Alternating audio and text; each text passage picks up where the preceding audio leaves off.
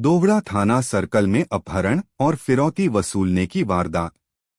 Police ने बड़ी सूझबूझ के साथ फरार आरोपियों में 5 को गिरफ्तार कर अदालत में पेश करने के बाद न्यायिक अभिरक्षा में जमा करा दिया। अब खबर विस्तार से। डूंगरपुर जिला आमतौर पर शांत जिला रहा है। अपराध की दृष्टिकोण से देखा जाए तो कुछ सालों पहले छोटी मोटी वारदातें सुनने में आती थी, लेकिन बीते कुछ सालों में अपराध और अपराधियों की संख्या में इजाफा होता जा रहा है। आपको यह जानकर हैरानी होगी कि युवा पीढ़ी मौज शौक के लिए आए दिन किसी न किसी वारदात को अंजाम देते रहते हैं। डूंगरपुर जिलेवासियों के लिए यह चिंतनीय है। कुछ महीने पहले जिले के दोवड़ा थाना क्षेत्र में एक समाज के कुछ युवाओं द्वारा अपनी ही समाज के एक युवा का अपहरण करने और फिरौती वसूलने की वारदात को अंजाम दिया जाता है।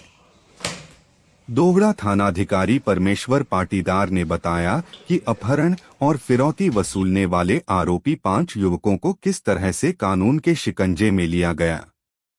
शिकंजे में लेने के बाद पूछताछ में डिटेन किए गए आरोपियों ने वारदात को क्यों और किस तरह अंजाम दिया गया, सारी घटना को सिलसिलेवार बताया।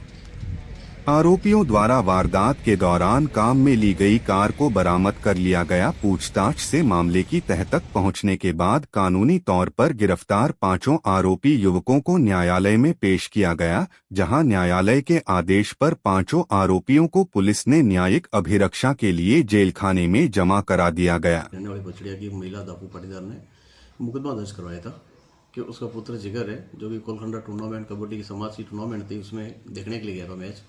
तो उस दौरान भावेश और ललित और उसके अन्य दूसरे साथी थे, जिनका उस समय नाम नहीं जानता था, वो उसको वहाँ से गाड़ी में पटक कर मारपीट कर उसको वहाँ से गाड़ी में डाल के और सकानी खेड़ा सामोर तक ले गए। और रात को उन्होंने उसका जो ससुर है, उसकी माँ दापू और उसके ससुर पे फ़ोन किया, भाई तेरे छोरे को हमने किडनैप कर लिया, उसकी मारपीट कर लिया, हत्या कर देंगे, वो हमारी पुलिस की मुखबिरी करता है। इस आरोप में शक में उन्होंने उस पर मारपीट की और उससे 1,20,000 रुपये की मांग की, फिरौती के तौर पे 1,20,000 रुपये मांग की, जिस पर उन पर उसकी व्यवस्था नहीं होने पर उन्होंने 70,000 रुपये भावेश के मोबाइल अकाउंट पे उन्होंने ट्रांसफ़र किए। फिर उसके बाद उन्होंने मारपीट कर उस अवस्था में रात को रैना गांव में छोड़ के भाग गए थे, जिस पर थाने में प्रकरण दर्ज किया गया था।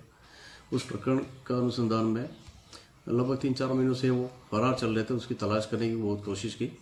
फिर अभी सूचना मिली कि लड़के अभी वापस घर की तरफ गाँव की तरफ आए हुए हैं, तो उनको फिर डिटेन किया गया। डिटेन करके पूछताछ की कि उन्होंने घटना स्वीकार किया। उसके साथ में अन्य कार में 5 जने लड़के और थे, जो कि उसके साथ में लोकेश और जितेंद्र और ललित और भावेश, 5 जने जिन्होंने उनके साथ मारपीट कर फिरौती की राशि मांगी थी।